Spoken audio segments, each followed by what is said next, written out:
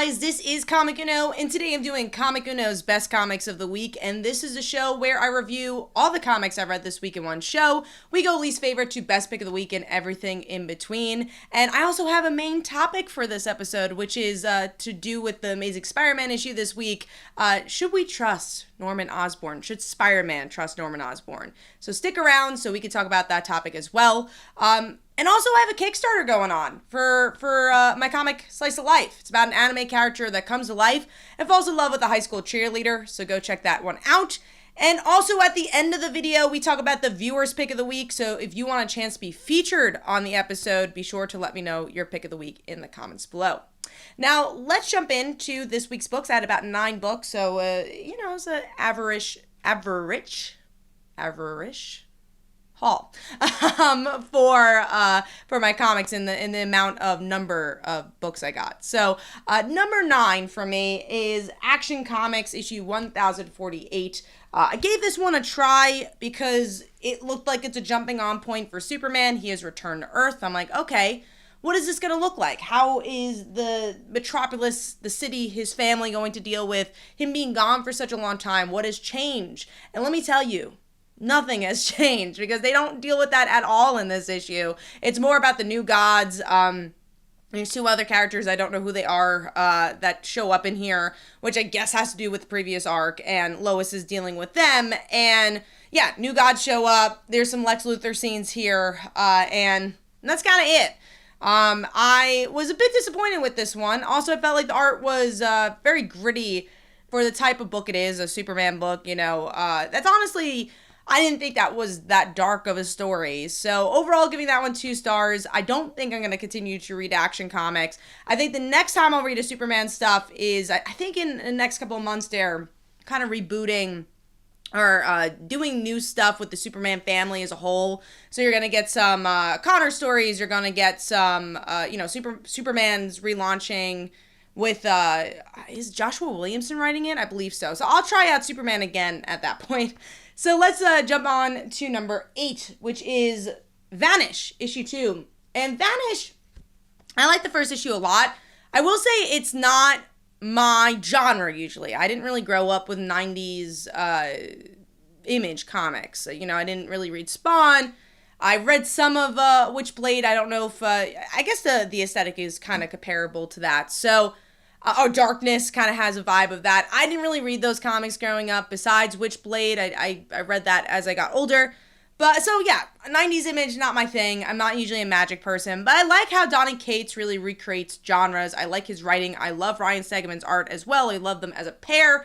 So, of course, I want to, read more and see what's going on. This one was actually a lot shorter than I expected, where we get to see a really, really gruesome beginning here about 9/11 of all things and comparing that to the magic of this world. And also just this character kind of getting back into magic and pulling the curtain past what this world is with magic and how he's related to it. Like I said, I thought the artwork was really good for this one. It felt short.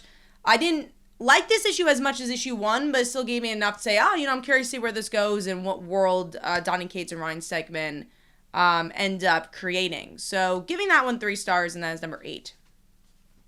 Moving on to number 7, a book that I feel like has been pretty slow, and that is Firepower issue 24.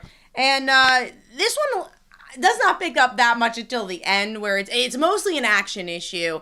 But I like the action. I thought there were some really great double-page spreads. I enjoyed the back and forth. And then at the end, you get the big reveal that the Sensei character actually is the one who killed Owen's parents. So I was like, okay, at least there's some plot progression. I'm not saying it was like, oh my god, that blew my mind.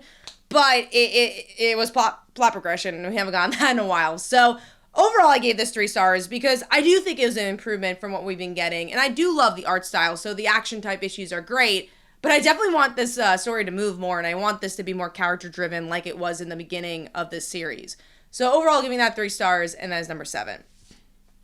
Moving on to number 6, which is Iron Cat, issue 5. And this is the last issue of a really, really solid miniseries. If you enjoy Black Cat, it's honestly really easy to jump onto the series. I hadn't read the previous volumes of Jed MacKay, but it was very simple to figure out what the story was about. And I just like the dynamics, the unlikely dynamic between Iron Man and Black Cat. We get to see Black Cat and her girlfriend or her ex-girlfriend and their dynamic. And it was just pure fun. It was a lot of good action but good character moments along the way. You get to see Black Cat and her ex-girlfriend kind of patch things up, or at least talk about the past and what actually happened. And then we're leading into Dark Web. We're leading into Black Cat and Mary Jane teaming up. So always good promise that we're going to get more Black Cat stories. And this was just a fun one. Like I said, action was good. It's just a good kind of popcorn flick, I guess, in a comic book. So let's give that 3.5 stars, and that is number 6. Moving on to number 5. So this is actually our main topic for this video, and if you like this format of talking about a main topic, let me know. So it's Amazing Spider-Man, issue 12 is my number 5. So let's talk about the topic, and then we'll talk about the issue itself. So a big part of this issue, and honestly a big part of this whole entire run, has been Green Goblin / Norman Osborn becoming a good guy. And you're like, okay, I've seen this before in the regard of, I see Norman try to trick Peter that he's a good guy. So my question to you guys as well is that do you think Norman is actually pretending, or do you think he's actually a good guy? And I think what's been really interesting about this arc is I do believe he's a good guy. I believe that his sins have been washed from that previous arc, or 2 previous arcs ago. 2 previous runs ago, really. So I do believe that. I think it's going to be the story of how does he go back and descend to be Green Goblin. Because again, I don't think he's going to be a hero forever, even though we have this Gold Goblin book. I think it's going to be it'd be interesting. I was going to say, I think it's going to be very Superior Spider-Man. Maybe it would be interesting if it's that regard, because Dr. Octopus, he's been a villain again, but he mostly has been sticking to the roots of anti-hero of being Dr. Octopus / Superior Spider-Man.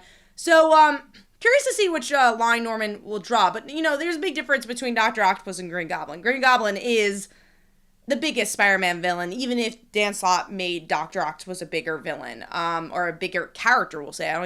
I think he was a better anti-hero than he was a villain. So curious to see where it's going to go, but there's definitely a lot of interesting seeds here. Now, speaking on the issue itself, I thought things moved pretty well here from the regard of Hobgoblin. So, Hobgoblin, we get to see Ned is like, oh, is he Hobgoblin, or is it going to be Kingsley again? And they're actually both Hobgoblin at the same time, which, I think we saw coming.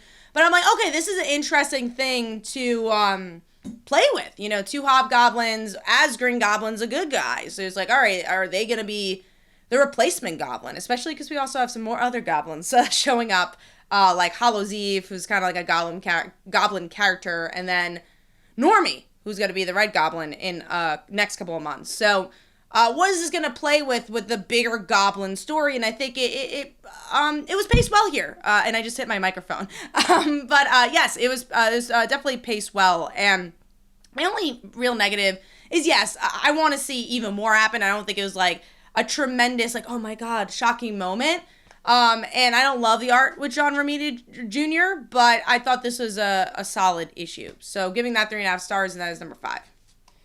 Moving on to number 4, which is Catwoman Lonely City, issue 4. And this is the last issue. And it took a while for this to come out. I actually thought it already ended, and I was like, oh man, there's another issue of Catwoman.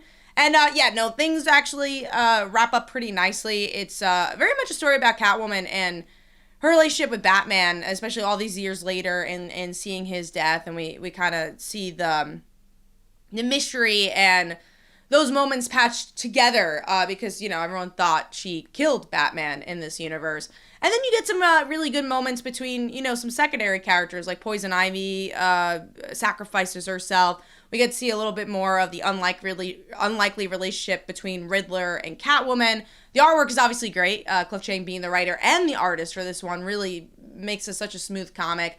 My only, honestly, biggest gripe is I don't like that it's magazine size. I don't love reading it this way. I don't like collecting it this way. I don't like the magazine size stuff. It's not really the way I want to read comics. But and also it was delayed. So, I kind of had to jump back in and a couple of pages later be like, oh yeah, that's what happened last issue. Because it's been a while since the last issue came out, and I read a lot of comics. So overall, giving this one 3.5 stars, and that is number 4.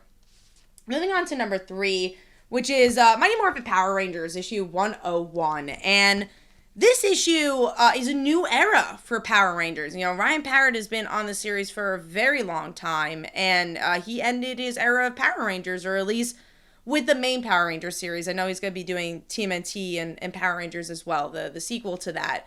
But the new writer has worked in Power Rangers in more of a business side of things, and now she's writing Power Rangers, which is cool. And I feel like that's what made it so seamless. The transition, the passing of the torch is really well done here, where you just feel like it's a new arc. And I like the idea that you really get to see all the Rangers, except Billy, but all the other Rangers, they're just working together. And we're building this bigger villain story where you get some of these big leagues villains, and Rita is like, hey, bye, I'm in charge now. And that's kind of the end of the issue. And you're like, cool, this feels like classic Power Rangers, and kind of stripping back to basics after kind of these bigger arcs for Power Rangers. And some wonderful artwork as well that I think really fits well for this book. So I thought this was a great jumping on point for Power Rangers. So if you haven't been following it, definitely go check out this issue. Overall, gave that 3.5 stars. Moving on to number 2, I think this is a sleeper hit for me, and that is X-Terminators issue 2. And this book is just pure fun, honestly.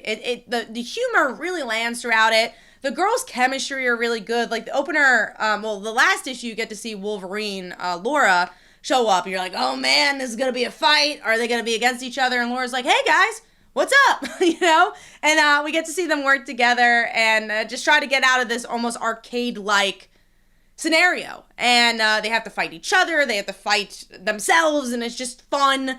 There's limbs falling off, there's blood, there's cursing. It's exactly what you want from a Grindhouse story with the X-Men, with some really awesome characters that I don't feel like get the spotlight enough, like Boom Boom, Laura, Jubilee, and am I missing another person? Dazzler. Why would I forget my girl Dazzler? But yeah, it's just a, unexpected dynamic between these characters I really like, and the artwork sometimes feels a little crowded, and there's maybe one scene that didn't transition as much as I wanted it to. Like there was the scene with the council, and then we kind of go back to where they were in the arcade. That one was a little jarring for me. But overall, I think the artwork fits very well and kind of fits the chaoticness of what you want from a Grindhouse story. So giving that 4 stars, and that is number 2. Moving on to my pick of the week, which is Rogues Gallery issue 4. This is the last issue of a miniseries that you guys need to pick up, especially if you enjoy superhero movies and comic books. This has such a wonderful commentary about that, and it really is from the point of view of the actress who loves this character and loves playing the character, loves the comics, and no one believing her in that regard. So it's these very toxic fans who want to kill her and reenact the Rogues Gallery comic book, or Rogue Red, I think it's called.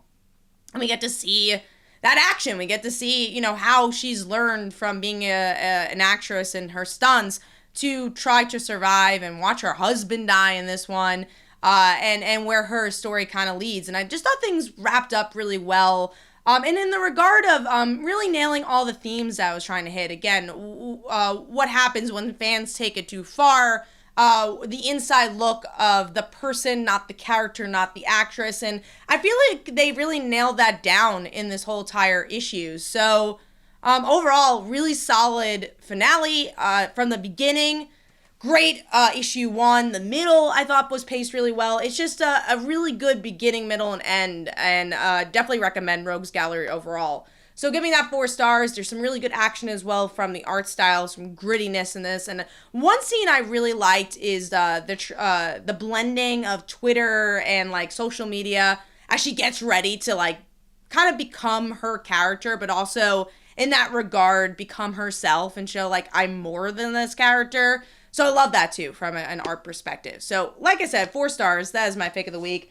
Hopefully you guys enjoyed. This is Comic Uno. Don't forget to follow me on Twitter and Facebook and all that. And let me know in the comments below what was your pick of the week. Because the viewer's pick of the week for this week was World's Finest. And here are some comments about that. Hopefully you guys enjoyed. This is Comic Uno, and I'll see you guys in the next one. Bye.